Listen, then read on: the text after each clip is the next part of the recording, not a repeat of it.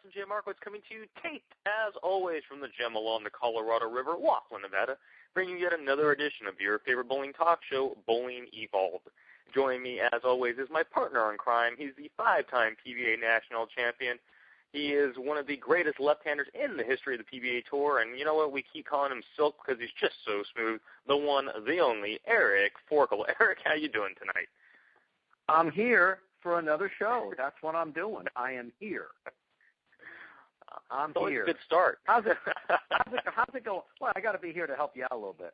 How's it going? I appreciate it. It's going very well, and I want to first take a minute and say to our fans that are listening in, it's been a couple months since our last attempt at recording down in Laughlin, and we've had some issues here and there, and tonight we decided that we're going to give you just a regular podcast because, unfortunately, taping did not go as we'd hoped today. No, I think if you would learn to feed the hamsters a little better, when they would get things rolling a little more convenient for you, because you don't feed them properly, so they don't work real well when you're dealing with such archaic situations like we're in. So we'll try to make the best of it. Just we'll do the best we can. I can only yell out the window so loud. Can you hear me? Well, the thing is, I've got 100 hamster wheels, but I don't have a light to connect it to. That's where the problem is. I understand that. You got to work on that energy situation there. But I'm going to yell as loud as I can outside the window to Laughlin so you can hear me.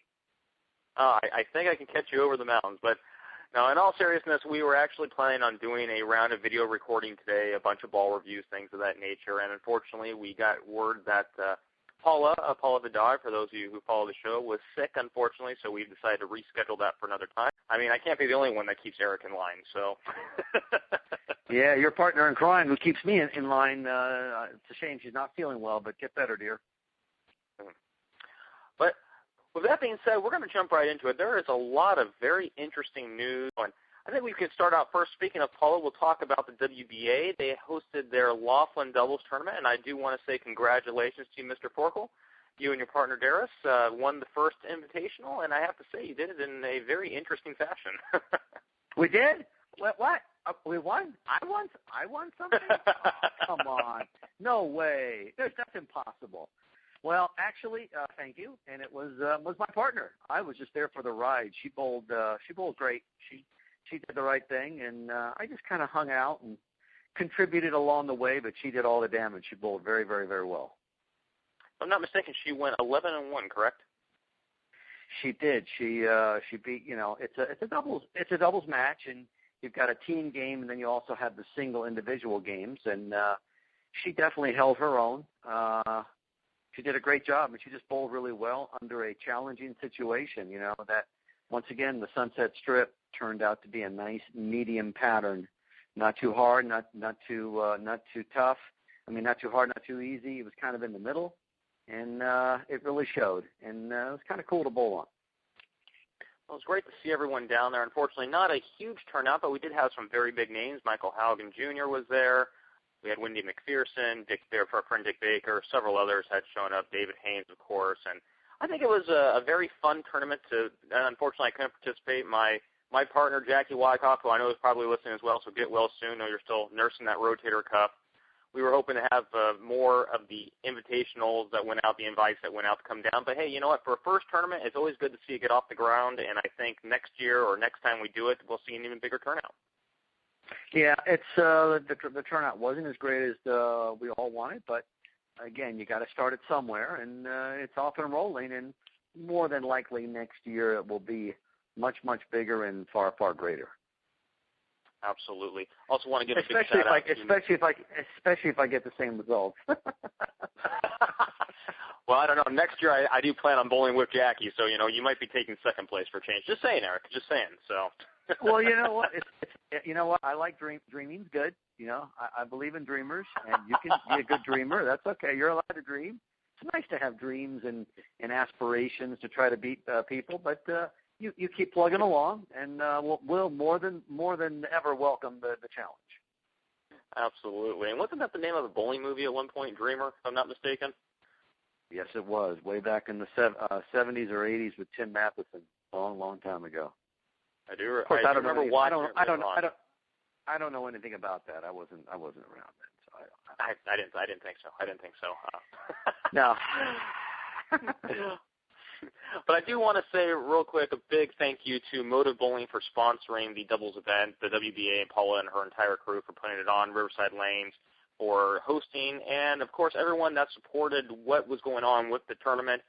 Again, as we said, we hope to see a bigger turnout, but women's bowling seems to be making a comeback, for lack of a better term, and part of that is the reemergence of the Women's Professional Bowlers Tour, and I have to say, Eric, I did not see this one coming. No, it came out of left field considering all the disappointments they had in the last year or so. So good for them, even though this is a much different version of what the Ladies Tour used to be. It's almost like a weekend regional version of it, but hey, at least it's something. I'm sure you'll see all the top women players go out and bowl this, and hopefully it goes over very, very big. I hope so as well. I have to wonder, though, as the landscape of bowling keeps changing, as hard as it seems for all these organizations, be it the PBA, USBC, the BPAA, I just don't understand, frankly, where this money is coming from to support something like this. I'm glad it somehow is there and they were able to find sponsors, whatever the case is, but it just seems to me that it seems very odd that with all these other things supposedly failing, that this is suddenly going to reemerge and be successful.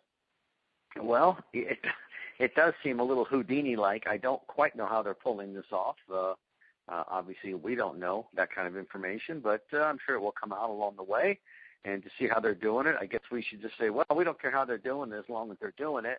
But considering pretty much membership and everything else is down in the bowling world for sure, with the USBC and what have you, it is kind of strange that they're doing this, but maybe they're hoping by doing this it's going to create a boost in some way and get people interested in the game once again, and hopefully that will cultivate into something else, because I can't believe you would just do this out of the goodness of your heart. There's got to be a business, there's a business part of this whole thing, I would think. So you've got to, there's got to be a game plan and a reasoning, and I don't know what it is, but I'm obviously I'm glad that they're trying. You have to give, if anyone tries to help them, you should be happy for it. Oh, of course, and I am very thrilled to see something come back. I know one of the hardest things for me, at least with the kids that I coach, is some of the girls that want to go to college and they want to do some different things with bowling, and you have to tell them, well, unfortunately, there's no real, other than like the WBA and some other organizations, but there really is not a professional tour for women, not like there was, of course, in the 70s, 80s, and 90s and into the 2000s. So, yeah, I hope this really does manage to stick around. I know some of the things that we've seen through the Professional Bowlers Association have been, I don't want to use the term disappointing, but the fact of the matter is a lot of things have not turned out the way they had hoped, or, of course, us as fans or as participants as well, Erica, have hoped for. So I'm definitely very grateful to see it happening, and like you, I hope this is a success for everyone down the road. Well, I hope so, because it's, every professional organization, for the most part, they always have a women's division or women's, whether it's in any sport, they've got a women's pro side, and of course, why wouldn't bowling be any different anymore? It's been gone for over 10 years, and even if it's in a limited fashion, I'm sure a lot of the women are going to welcome it. It's just a question of, can they travel to it? Does it fit in? There's something about, well, they could actually have a job and then go do this on the weekend, but you still got to travel there. You still got to have airfare. It's not a simple thing, and it's different. But, of course, more than likely, you'll see all the Hall of Famers there, the great bowlers from the past who still enjoy the game so much, and you should pick up some newcomers probably out of college and have and probably the internationals as well, just like you see at the Ladies Queens. They have a lot of internationals who bowl that, so you'll see plenty of those. And I'm sure they're putting this on some TV. Maybe they're streaming it online, I'm guessing. I don't think it's on ESPN or something like that. But honestly, I don't know. I do know that right now, I forget the name of the organization, but I think it's an offshoot of the JPBA. But in Japan, they have a very popular ladies bowling show, and I was actually watching it a few weeks back. It's like a trio, three single bowlers, but it's like an elimination-style bracket. It's very interesting. I think it's called the P Cup, if I'm not mistaken, and it's very fun to watch. So I wonder if some of those bowlers would be coming over for this. And it wouldn't surprise me. I know it seems like over in Europe and in Asia, bowling is still doing very, very well. I mean, people still want to go watch, and there's sponsors, and they have a lot of tournaments. And that's why a lot of the guys travel abroad internationally to go and try to make a living throwing a bowling ball, even though they got to travel a great distance. It's still pretty popular, and it still seems to attract large audiences over there. And obviously they have shows, like you said. So there's definitely a market. They look at it in a different way. So, yeah, I wouldn't be surprised if a lot of those people come over, even though, again, this is a different setup, and I don't know their schedule. Is it going to be every week? Is it once a month? Do they just go every once a month they have a tournament somewhere? I don't know. I think they're still putting together the schedule, but I'm pretty sure it's like a Friday, Saturday, Sunday situation from what I was reading. Well, it seems like they worked out some really good deals with the regional tour, at least for the men, and hopefully this works out just as well for the women. And again, I think internationally, as you said, bowling is still very popular. And of course, when you can go on YouTube and watch a dedicated women's bowling show out of Japan, you know if it can work there, it has to be able to work here. Well, you would think so, but like again, I think it's the popularity. They look at it in a different way over there. They really believe it's a sport, and they treat it that way. I mean, you've got international teams where that's what they do. That's their job, to get on a team, and they train daily. They live in dorms. This is all they do is bowl. That's their job, so to speak. They're amateurs, but they're really professional amateurs. So I think they treat it in a much different light over there. So that's why they have programs like that. And over here we don't, because of where bowling professionally, men's and women's, where it kind of sits. You know, there's more and more things to bowl. Like if you look in, you know, they're adding more regionals and they're adding more senior stops, and there seems to be more things to bowl, but it's just done in a completely different way, you know, than what it used to be. And I think that's what throws people who are used to the old way of professional bowling. There is a lot of things to bowl, though. It's just not quite what it used to be. It's not structured the same way. Interesting enough, even though this wasn't on our itinerary tonight, you bring up a very interesting point about the senior bowling. And I know right now a lot of topics have come up about how popular the PBA 50 is, and this is probably the most popular it's been, at least in my opinion, since its existence, because of all the talent that is now out on tour. Would you agree with that assessment, and do you think that you're going to see more of the televised coverage of the PBA 50, or do you think that this is just going to be a passing fad and the focus is going to remain on the regular tour? Well, I think they'll give them a little here and there, but sadly I don't think you'll ever see like you saw back in the 80s and 90s, in early 2000s. I don't think you'll ever see that again, unfortunately, because they can't even do it for themselves, so they can't do it for them. But I think it's not going anywhere in that form. I mean, the guys just keep turning 50. So all the guys who are not, you know, they just keep getting older, but they're still really good. So absolutely, the senior tour it's pretty much a who's who of Hall of Famers and everything else. So in that aspect, people can really relate to it. You know, they just do. They don't. Obviously, you don't see any two-handed players. You know, you won't see that. Well, you do see Walter Ray give it a try once in a while, so. Yeah, that's done out of frustration when he can't do it when there's like the lanes or whatever. He does it basically out of frustration. I mean, I've never seen him actually try to bowl that, but you know, hey, Walter's great. He can do whatever he wants, but overall, the game is. I think it's easier for people to watch who've been around the game a long time, because they can relate more to the same thing with watching women bowl. They can relate more to it. The other game, or the power and all that other stuff, the young kids, they can relate to that, absolutely, because you see more and more kids throwing the ball that way. They can relate to it, but the older crowd, you know, the ones who are a little more established and, you know, the 30, 40, 50-year-olds, they don't relate to it as well. They may look in awe of it, but I don't think they can actually relate to it. I'm also really curious to know how, for example, a guy like Jason Almonte's body is going to hold up here in another 20 years. I look at some guys, you think of guys like Steve Cook and some other ones that were high rev rate players, one-handed, of course, and how much of a toll it took on them over time. I really am worried. I shouldn't say worried. I mean, it's his career, obviously, but it would be interesting to see how he's going to be able to do it, if he will be able to do it, 20, 25 years down the road. That's hard to say because now you're saying that the whole thing's going to be around that much longer, which I would hope, but I just, but every year they say it's going to demise and this and that. They seem to be adding tournaments, adding events, and adding things. So it's weird. As much as people think this thing's going away, I don't think so, actually. I don't know. I get a different vibe out of it. I just think it's done in a completely different fashion, but I think it's gonna be around a little longer than most people think. I just have that feeling because, maybe not that it needs new blood to keep going. I just think that there seems to be a little bit of a resurgence in certain areas where it's growing. They seem to be adding more regional tournaments, and it just seems to be growing in a different way, not the way that I'd like to see it, but it's still, I guess any growth is better than no growth. And if you don't mind traveling, the thing is you have to travel a lot. Yes. More, it's not as structured and well put together as it was back in the day where you had a normal schedule throughout the year. Now you're all over the place. And you have to be a world traveler if you actually want to make a living, attempt to make a living to do it. You got to be a world traveler. And that's difficult as well. So it's almost in a recreational way. If you want to be a weekend warrior, I think there's maybe more opportunities. But if you want to do it as a living, I think it's very, very challenging.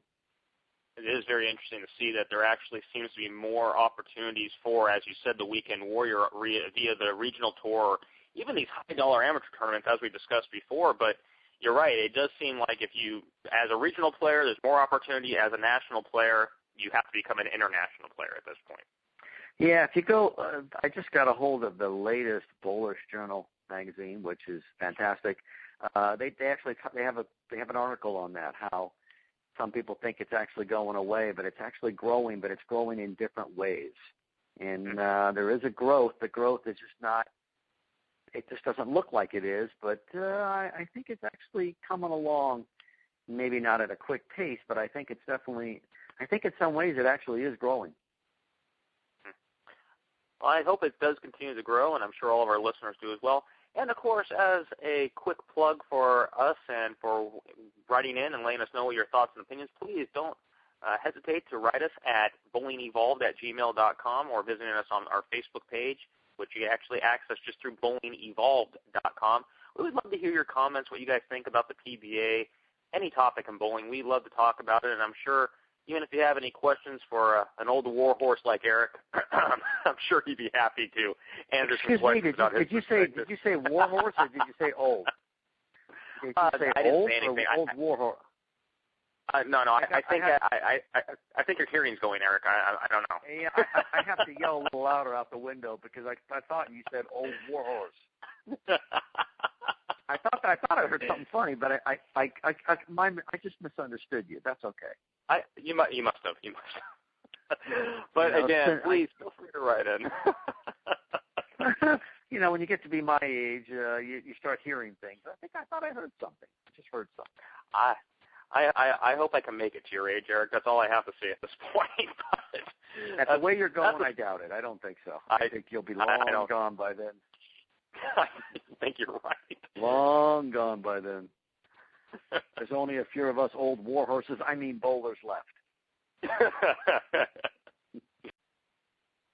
Well, Eric, all joking aside, we were talking a little bit about the re-emergence of senior bowling and the directions bowling has gone. And I do think one thing that's very interesting right now is that no matter how much bowling changes, how much things seem to evolve, for lack of a better word, there's always the going back to things that happened in the past that affect bowling as a whole. And one thing that has been in the news very prominently has been the attempt to have USBC look at the Glenn Allison 900 series.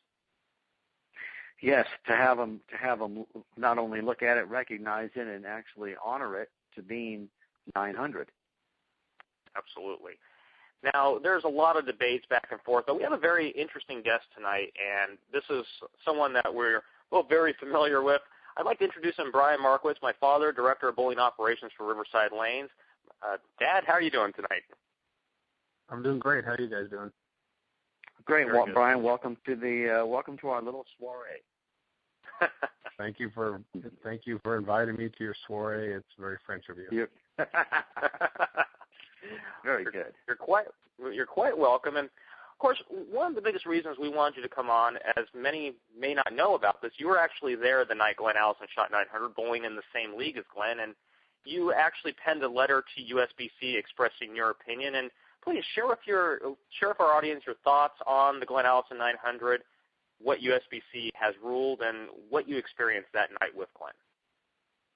Well, first of all, that night, give you a quick brief background, Glenn won all three side pots, obviously. I go back, and the gentleman that was running the side pot at the time was Steve Cooper, of course, the inventor of the reactive resin bowling ball.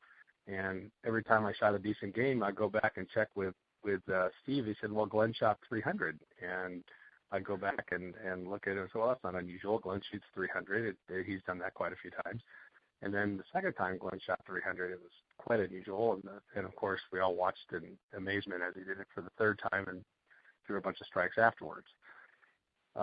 My opinion on what's going on with USBC denying Glenn 900 in retrospect is basically that they've destroyed the credibility that they've been lacking at this point in time, and their credibility is waning in today's bowling industry, and by turning it down, they've basically ruined their credibility and ruined Glenn's credibility, in my opinion. And he's a Hall of Famer. It's ridiculous. So that's basically my opinion on it. It seems like a lot of people's thoughts. However, the ruling from USBC, now for those of you who don't know, the ruling from USBC is that although they recognize Glenn as an ambassador of the sport and a lot of things they've done, is that they just cannot see it to sanction something like that. Now, Eric, you had a very interesting thought on this as well on the USBC side of the things.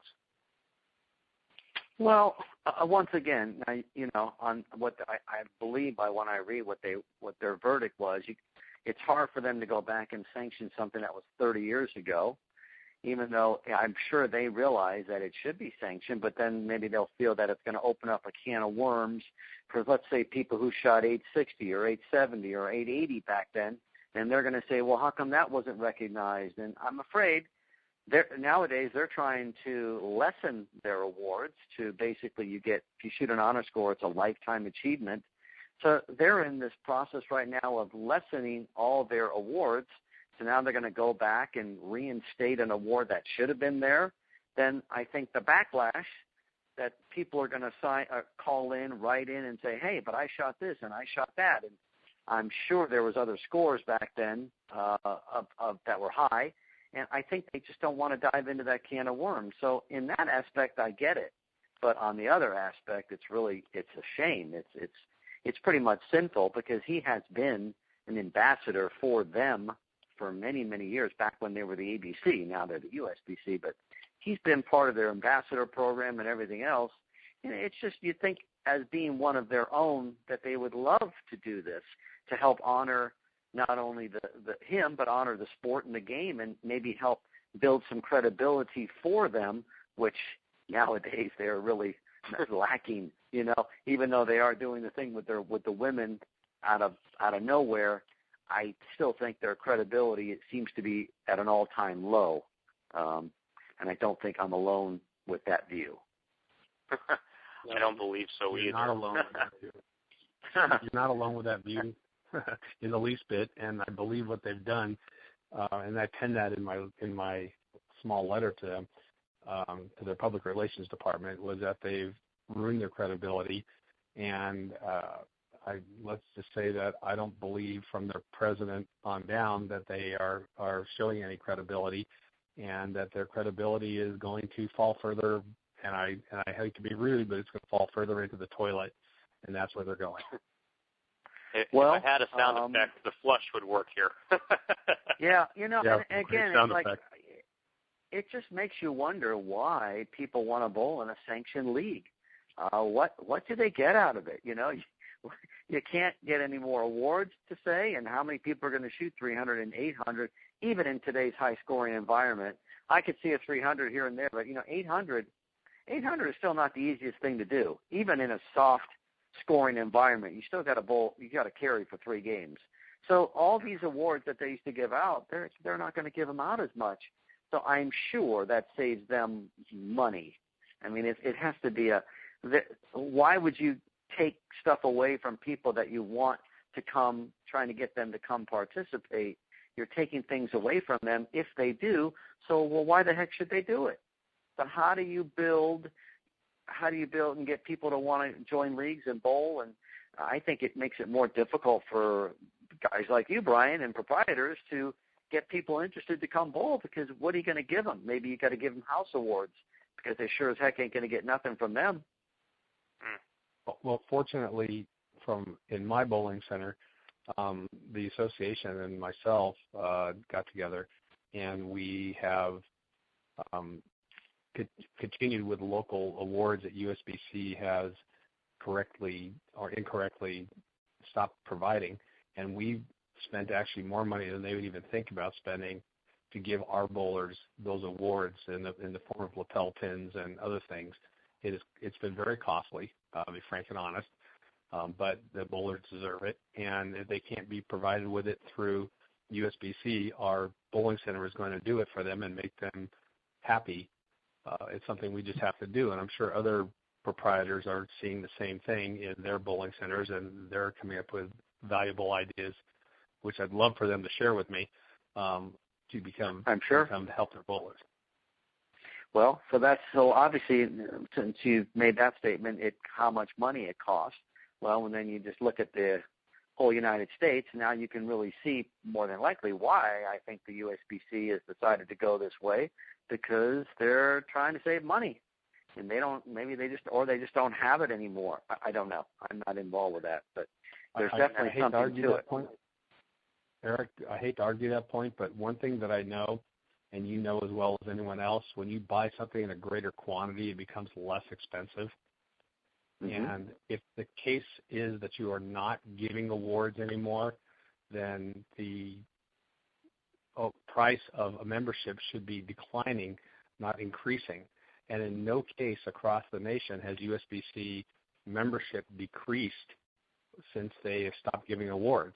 So unfortunately, their theory of not giving awards to save them money has become all wet, as you might call it.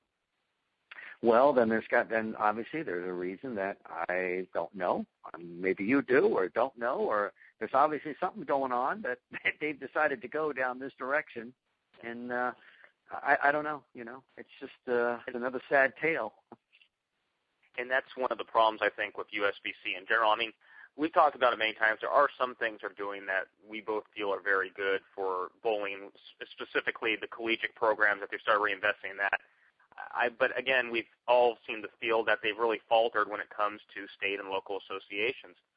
But moving back to the Glenn Allison thing for just a second here, I wanted to bring up one interesting topic. Jeff Riggles, for those of you, we've gone back and forth with Jeff on some topics before, and he actually brought up a very interesting point about the Glenn Allison 900, that USBC could avoid the potential backlash if they were to asterisk the 900 series, so to speak, and that they would recognize it, but say that it would be recognized under the rules and guidelines of today's game as opposed to the game in 1984.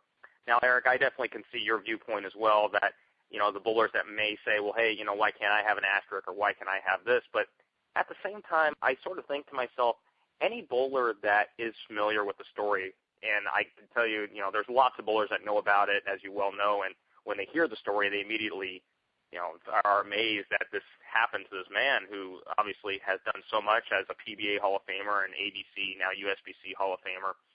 So for me personally, it's like saying, I have 300 games in my record that I don't need to keep under my belt. They could take 3 of my 300 games and give them to Glenn for that matter. But that's how I feel as a scratch bowler, and maybe other bowlers don't feel that way, but I know for a fact that is how I feel. Well, all of mine. Yeah, I mean, it's a great thought, and it's a great, but they obviously they have a different initiative there. They have a different agenda, and because this thing's been tossed around for a while, and they made their decision, and again, they're not out to make friends. I guess they're not out to make people like them. Right? It's because they can. I mean, they are doing the thing for the women, and I guess that should make people like them a little bit. But overall, everything they seem to do makes people not really care to deal with them, and they'd rather be involved not with them at all. So I don't know. Maybe Dustin Kane or Chad Murphy to come on our little show. I would love to have him. And with that being said, I want to say also a big thank you, Dad. Thank you for coming on the show with us tonight. And be sure to check out the Riverside Lanes at bowllaughlin.com or riversideresort.com. We plan on doing our next round of recordings from their bowling center. It's a beautiful center on Laughlin, frankly, one of the most beautiful, not only in Nevada, but in the United States. Go down, check it out, and I'm sure they will treat you just as well as they treat us. It's a great place, and I love to bowl there. Hey, you only say that because you just won. You know what? No. And I love when my partner bowls there too. I just love going there. I win a lot when I gamble. They got great loose machines there. The food's great, and boy, they got the greatest bowling lanes. I just love going there. Love it. I love it. Let me say this with the shameless plug, and thank you, Eric. We appreciate the shameless plug. But you know what? Very welcome, and I can be as shameless as anybody else when it comes to your place. I love going there. Thank you. Eric is a winner, and winners play where winners win. So that's I can say for you, buddy. Congratulations. Well, and winners know how to pick the right partner. That's all I know. So that's a good thing for me. True. That's a good thing. But no, it's always a pleasure coming down there. Like I said, we got some things coming down the road. Hopefully, we'll have the Barry Gurney Memorial there next year, and with the regional program, and hopefully that'll be a big success. And we got a bunch of things coming, and some other tournaments that you and I and we've talked about. And whenever you're ready to let them go, we'll be glad to talk about them here on the show. We will do. But I also want to let your listeners know that look for something that is Bowling Evolved, extremely Bowling Evolved sponsored in the future. Just that's my let everybody know that something is coming. It's a little. Well, I like it. I'm not telling everybody what it is, but it's coming. I like it because if it's there, I will be there. I love it there. I hope when it comes with Bowling Evolved, when it comes, that it's not only you, but we see a wonderful turnout from the whole bowling community, especially in the Southwest. Well, let's hope so, because I'll definitely carry the flag if you need people to get there. I'll shout it out for you. Don't worry. Why, Dustin? Because I love it there. That's why. And I might even be a nice guy and help my dad out a little bit, just because. Yeah, you know why? You know why you should, Dustin? Huh? Because I love it there. That's why. Do I have to say it? Do I have to say it again? Right. Do I have to say it again? How much I love going there? It's the greatest place. Do I have to keep saying it? Okay. Our fans are probably waiting for me to mute your microphone at this point, Eric. Okay, I'm done. No more shameless plugs. No more shameless plugs. All right. Well, Dad, once again, thank you so much for joining us. It was my pleasure, and I'd like to thank you guys for letting me appear on your show, and I'm happy to be here anytime, and of course expressing my opinions anytime. Also, let me give out my email, if you may. If anyone has an expression on Glenn Allison's 900 and would like to respond to me, my email is bmarkowitz@riversideresort.com. If you listen to the podcast, send me an email. I'll be happy to respond to you. I respond to every email I get. If you know anything or anything that I could send to USBC to help this situation, please let me know, because I'm very hard behind it, and I would really somehow like to get them to reconsider this situation. Thank you very much. You guys have a great night. Thanks, Brian. Thank you. All right. Well, you heard it here, folks. And you know what? Now that I'm just on a roll right now, you know what you should do? You should have Mr. Allison come on our show. That is a very good idea. He, as you well know, he did our show here a couple years ago when we were celebrating the anniversary of his 900 series, and that was actually, for me, a tremendous opportunity to interview. I've known Glenn for my entire life, and I'll tell you what, it's very interesting to talk to literally a legend, a guy who saw every major generation of bowling. Yeah, I think that would be, he would be an interesting guest to have on, to say the least, and obviously in lieu of this verdict, so to speak, of what happened. I think he would be, I think a comment from him, I don't think he would bash him at all. I think he would be pretty articulate in what he had to say, but it would be great to hear from him. Absolutely. You guys want to hear this? Write us in, bowlingevolved.com or bowlingevolved@gmail.com. We'd love to hear what you have to say. And that is going to take us to the end of the show. Before we let you guys go, though, we do want to say one more thing. Eric and I are holding in our hands a very amazing book that both of us have read, known as Pin Action, Small-Time Gangsters, High-Stakes Gambling, and the Teenage Hustler Who Became a Bowling Champion. That is not a mouthful for a title. By Gianmarco Manzione. I hope I said that right. Of course, this is the book documenting the life of the one and only Ernie Schlegel. Can I tell you about the book? Absolutely. Go ahead. Guess what, Dustin? I love that book. I love that book as much as I like going to your dad's bowling center. No, it's a great book. It was a great read. It's like 230 or 40 pages. As a matter of fact, I think Bob Johnson did a review for it in the latest Bowler's Journal, and at the end he says basically it's such a good book that he wished he had written it, and that's his because the guy who wrote it also writes for the Bowler's Journal, and he's a bowler as well, and it's a great read, especially if you kind of know something, because I've known Ernie for a lot of years.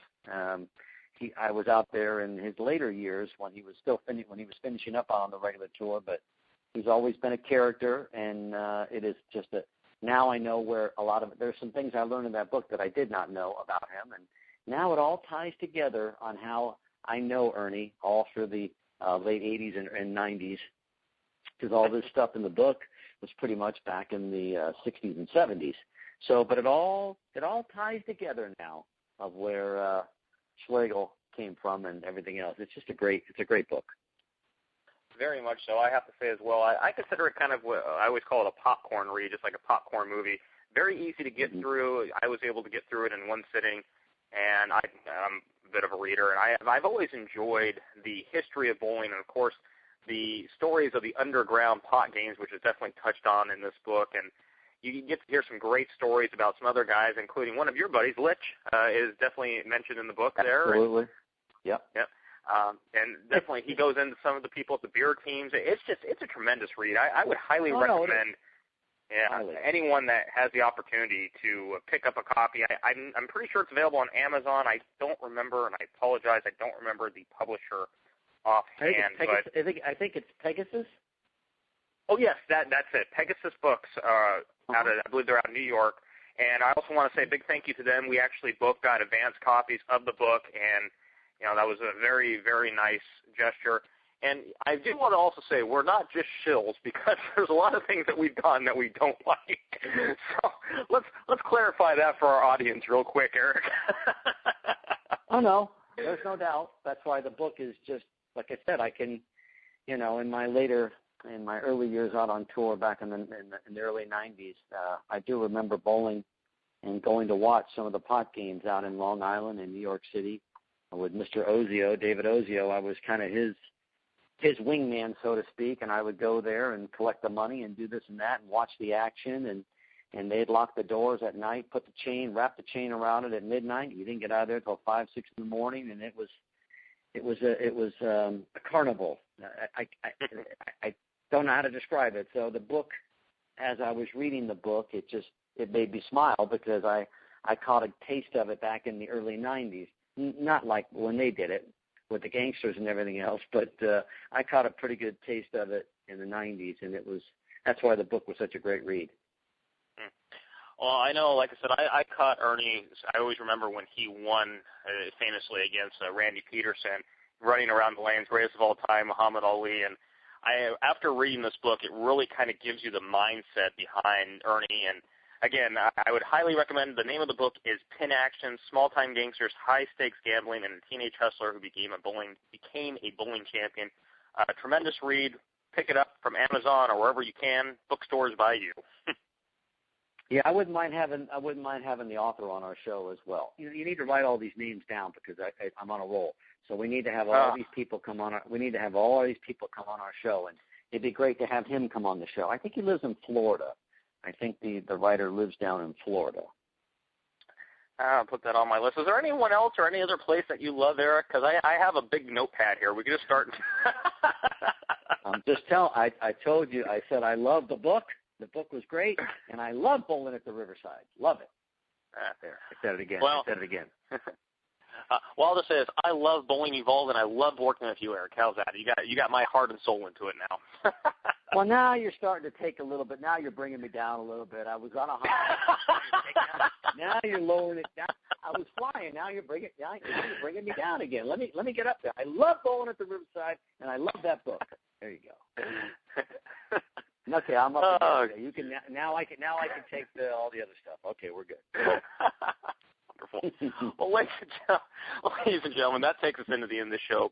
We want to say from the bottom of our hearts, thank you so much for tuning in and listening to us. We know that there is plenty of other stuff going on in the bowling world, and we would love to talk about all of it, but believe me, bring it to our attention, and we'll make sure we bring it up one way or another. But ladies and gentlemen, for Eric Forkel, I've been Dustin J. Markowitz. Have a great night. Good night.